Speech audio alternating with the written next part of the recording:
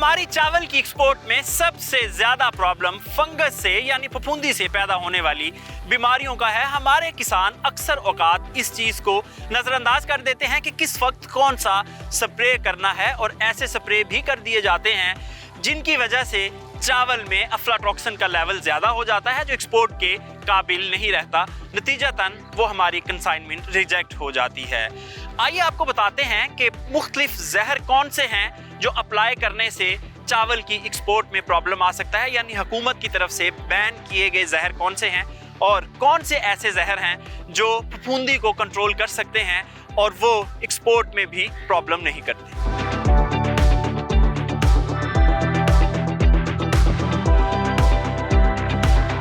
इस वक्त हमारे साथ ज़ीशान साहब मौजूद हैं, उनसे पूछते हैं कि कौन कौन सी बीमारियां ज़्यादा ख़तरनाक हैं और किसान उनको किस तरह कंट्रोल कर सकते हैं। ज़ीशान से फरमाइएगा, किसान को किन किन बीमारियों के बारे में अवेयर होना चाहिए? सबसे अहम बीमारी जो राइस में आ रही है वो है BLB, जिसको हम कहते हैं बैक्टीरियल लीफ ब्लाइट। ये एक बैक्टीरिया से जन्म लेने वाली बीमारी है और इसके जो अलामात होती हैं वो पत्ते की जो टिप है इसके ऊपर वाइटिश कलर का एक निशान बनता है। किस एज से शुरू होता है? कितने दिन की ट्रांसप्लांटेशन के बाद ये बीमारी अटैक कर सकती है? ये तकरीबन इसकी सीडलिंग स्टेज जब शुरू होती है उस वक्त इस बीमारी का हमला होता है। गर्मी के ऊपर से जो पत्ते हैं ऊपर से जल जाते हैं, तो ये और वो दोनों बीमारियां एक जैसी नहीं नजर आती? अगर गर्मी से पत्ते सूखते हैं तो वो वाइटिश कलर के ही रहेंगे, ठीक है। अगर बैक्टीरिया डिजीज का हमला होगा तो ये जो बैक्टीरिया का मवाद होता है वो सूखने के बाद येलो कलर में शिफ्ट हो जाता है। अच्छा, इसका बेहतरीन इलाज क्या है? जो बैक्टीरियल लीफ ब्लाइट है, इसको कैसे किसान कंट्रोल कर सकते हैं?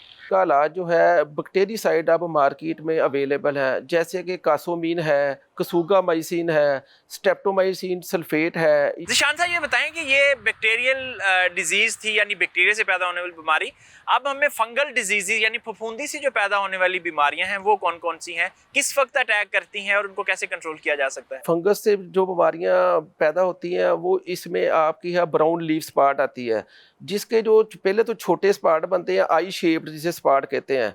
तो ये स्पॉट जो है ब्राउनिश कलर के स्पॉट हैं, वो लीफ ब्लेड पे लीफ पत्ते के ऊपर हमला करते हैं और इसका जो है लीफ एरिया जो है उसको रिड्यूस करते हैं।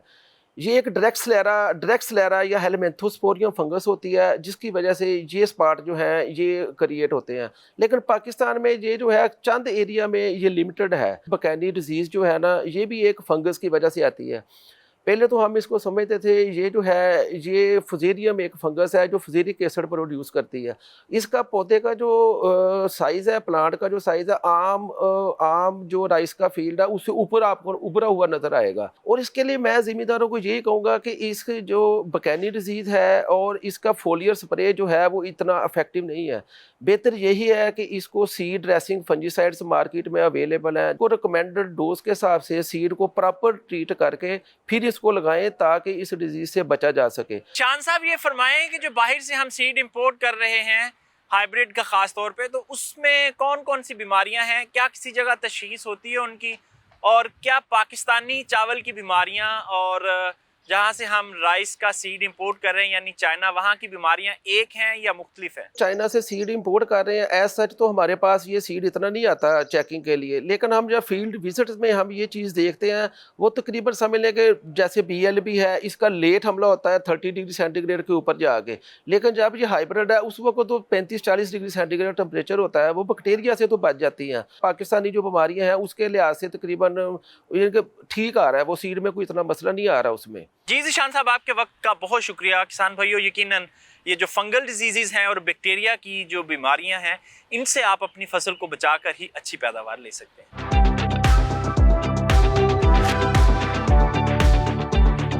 धान की जड़ी बूटियों को आमतौर पर 3 ग्रुप्स में तकसीम किया जाता है: घासनुमा जड़ी बूटी, डीला खानदान की जड़ी बूटी और चौड़े पत्तों वाली जड़ी बूटियां। इन जड़ी बूटियों को खत्म करने के भी 2 तरीके होते हैं। एक है प्री इमरजेंस यानी जड़ी बूटियां उगने से पहले खत्म करना, और एक है पोस्ट इमरजेंस यानी उगने के बाद जड़ी बूटियों को तल्फ करना।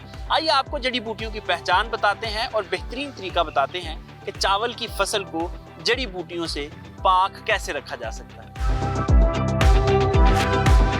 इस वक्त हमारे साथ इमरान नदीम साहब मौजूद हैं, उनसे पूछते हैं कि कौन कौन से हशरात चावल की फसल पर किस वक्त हमला करते हैं और किसान अपनी फसल को इन हशरात से कैसे बचा सकता है। अस्सलाम वालेकुम सर, फरमाइएगा। वालेकुम सलाम। चावल की फसल पर दो तरह के कीड़े हमले करते हैं, एक को हम मेजर पेस्ट करते हैं, दूसरे हमारे माइनर पेस्ट हैं। जो हमारे मेजर पेस्ट हैं उसमें तने की सुंडियाँ हैं, जिसमें सफ़ेद तने की सुंडी, जर्द तने की सुंडी और गुलाबी तने की सुंडी।